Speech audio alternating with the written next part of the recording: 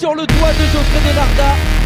Et Jules Gounon qui va perdre gros au championnat cette année.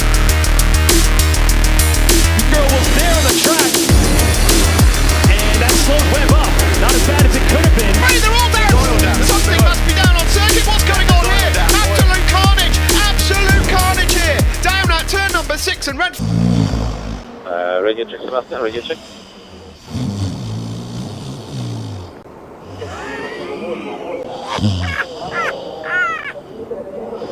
Radio check, Sebastian, radio check. Radio check. Driving around with the bonnet up covering its windscreen. Rudy Adams is a danger to everybody and especially to himself because he literally could see nothing. He was zigzagging between grass and grass across the track at one of the fastest parts of the circuit, and he's going to drive into the pit wall. He drives straight into the end of the pit wall because he couldn't see where he was going, and now the car is jammed in the barriers that protect the end of the pit wall. What have you done? And the other half now can't stop themselves laughing in their fatigue. There's a lizard on the track. Ah, great! We haven't had one so far. Whoa, there's a giant lizard on the track. Face to face with Godzilla then, mate. Yeah. So we are told the track is clear, but just have a look for the lizard. Oh, it's in the middle of the track. It thinks it's an Aston Martin. So maybe it's Lawrence, the lizard, that's going across the track there. And I'm not surprised they've red flagged this session. They are a protected animal. With that in mind, and also the fact that Lawrence doesn't want to go anywhere that's not on the track at the moment, I actually think this is a really sensible decision. Oh, Lawrence is rapid. Catch the lizard, catch Lawrence the lizard. Is very smart. Look at the pace of that. It's a drag race. Marshall against Lizard.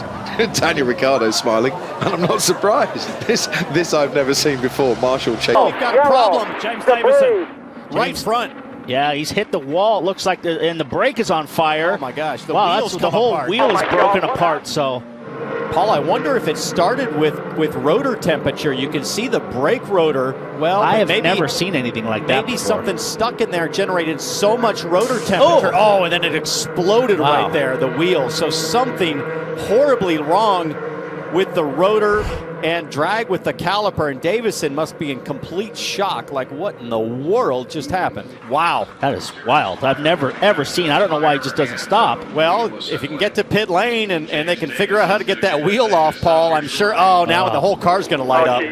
That's a big fire. He needs to get out of that car really quickly right now. This is Australia's James Davison in his 6th Indianapolis 500. And it is over pretty much as quick as it started. What a shame. And Bottas are out of their car, so their damage is too big as we've got the safety car out. There's so much debris. Now having a red flag, so that will give the chance for people to repair the cars. Sun is out, so it dries up quickly here. It is incredible how quickly that track is drying out there. Let's see how quickly we see the first slick tire runners. So, is it worth a gamble at the end of this formation lap? Once you've got a feel for the conditions, if you're Max Verstappen, you've got nothing to lose by coming in. If you're Lewis Hamilton, surely you're not going to come in for slick tyres. But the trouble is, Nico, how long are those intermediate tyres going to last now the track is drying up so fast? Is he going to dive into the pit lane? No, he's not, but Esteban Ocon is. Ocon's making the choice to come in. Hamilton's going to be the only one who's going to start this race. What Hamilton needs to do here is to get as far ahead as possible of the rest of the field, otherwise he is going to lose out big time. It's going to be lights out and away we go for Lewis Hamilton only. The race leader is the only driver who's not come into the pit lane to change tyres. But out now, into the race comes the Williams of George Russell, who is up in a 2nd place. Yeah, it's dry.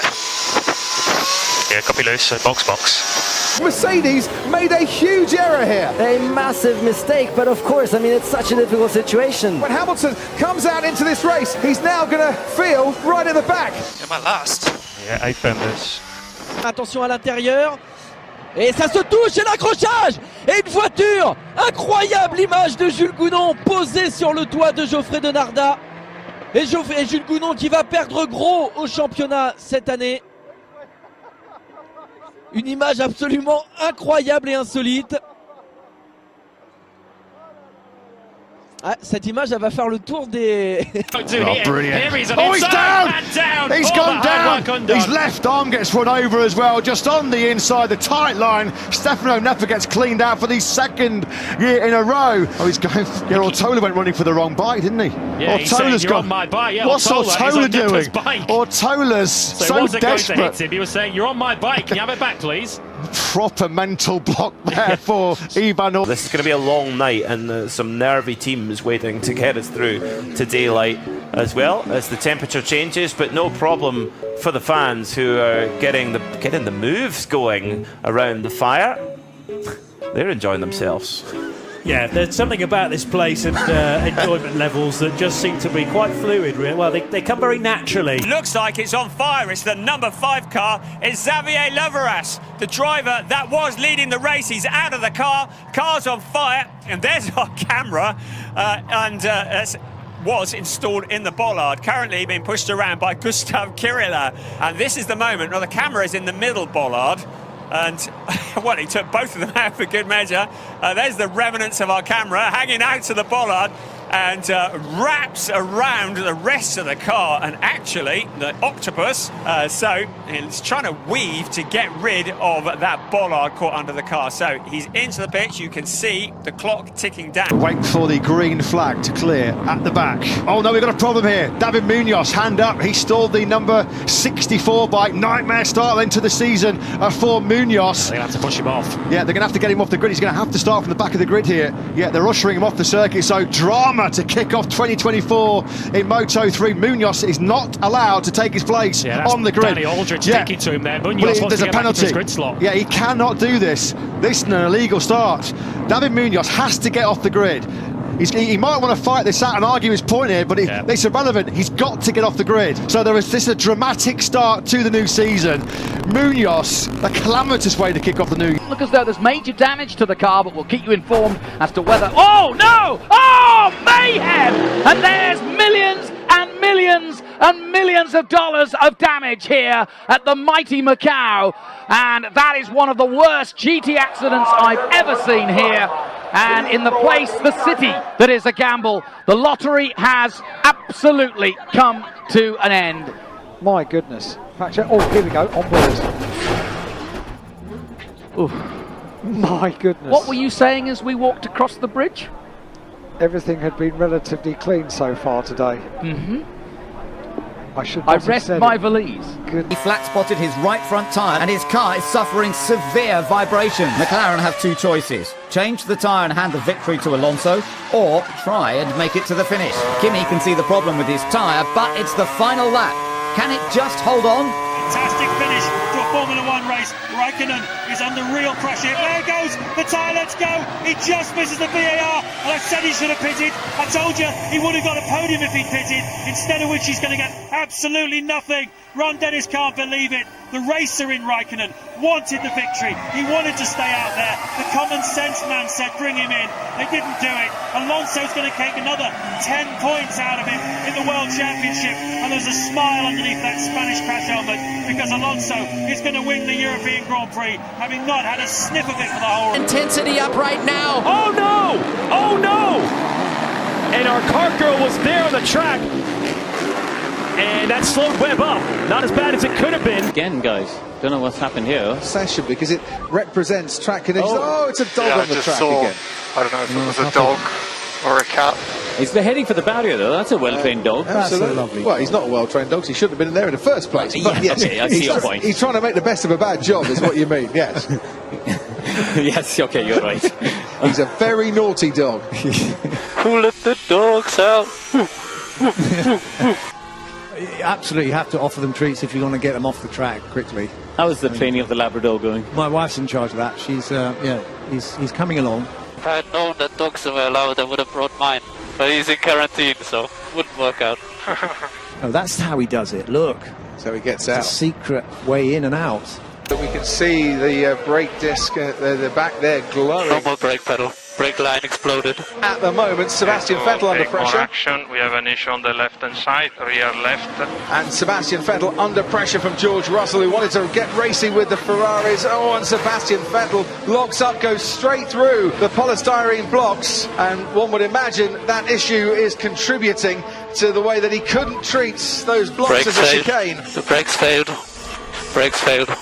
Oh dear, oh dear. You can see the left rear smoking. The race leader, Jehan Daruvula comes into the pits. The headrest has come out of the car. That's unbelievable. The headrest has come loose. We were in the start replays when this was happening, and a dramatic sight as the headrest makes itself loose, and then eventually it's going to make its bid for freedom at the chicane. There it is. Oh, that is unbelievable. There is misfortune, and then there is that for Jehan Daruvula, who comes across the line to win the 24 Hours of Spa for 2012. The Ford Mustang struggling across the line as well there, you can see, as it tries to get going and take the flag taken. And how about this to get the Mustang over the timing line? It's a big, heavy car and a great effort this. How about this for commitment? The car doesn't want to move any further.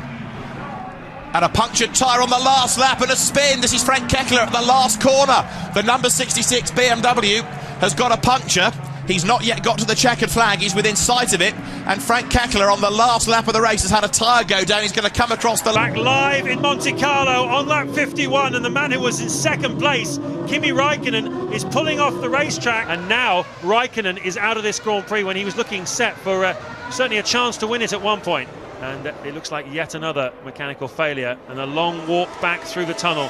That's a good 20 to 25 minutes to the paddock from there. Plenty of time to have some thoughts about what you do about this situation. Ted Kravitz. And there's a forlorn Kimi Räikkönen still trying to find his way back. It's a very lonely Kimi Räikkönen who makes his way back. He's walking slowly. He's not in any great hurry to get back and face the team. Definitely a chance of a win here this afternoon. There is Kimi Räikkönen. He's not even gone back to the paddock. He's got his shirt off. He's on his boat, which has a splendid name, One More Toy. He's with some of his best mates from Finland who've consumed their own weight in champagne and beer while he's been off the pop all week. Replay of the crash at the start. Oh, there you go. Oh, there you go. There you go. That's it. Yeah, well, we thought it might be corn fault. Yeah, he's had a look down. And unfortunately, that's too late. And of course, all of this is allowing Joan Mir to close in. Oh, Mir's down! Oh, and so is Michael Trey! They're all down! There's oil down. Something must be down on circuit. What's going on here? Absolute carnage! Absolute carnage here! Down at turn number 6, and red flags will be out in just a second. Yeah, there's oil down, isn't there? Something's down. We must have at least a dozen riders down there. I have never seen anything like it in my life. Almost everybody that hit the oil first was on the floor. He saw that motorcycle flying through the air and he just reacted at the last minute. One of the most bizarre scenes you are ever likely to see. This is going to be a massive clean-up operation. Car number 50 appears to have slowed. Is he toying with the opposition, or is there a problem? This is our race leader. This was a car that's about to win the Japan Cup Championship. Is he doing it to wind up his pit crew? This is painful to watch. The BMW is petering out of any momentum at all. Looking in the background, sweeping in to take victory for Toyota. That's extraordinary. I thought that was just a bit of drama being put into the mix. It's not even going to get second place. It's going to be a Toyota 1-2 victory for Seita Nonaka, and it's stationary. The lights are on, but nothing is happening. She's pushing, but that car is hardly moving. Oh, how cruel is that? The finish line is being crossed. It's being pushed over, and now the number 50 car has taken the finish. The victory was in its hands, but that is the sort of workout a driver does not want. And he collapses in dramatic style, whether that's for show or go. No, he's just worn him.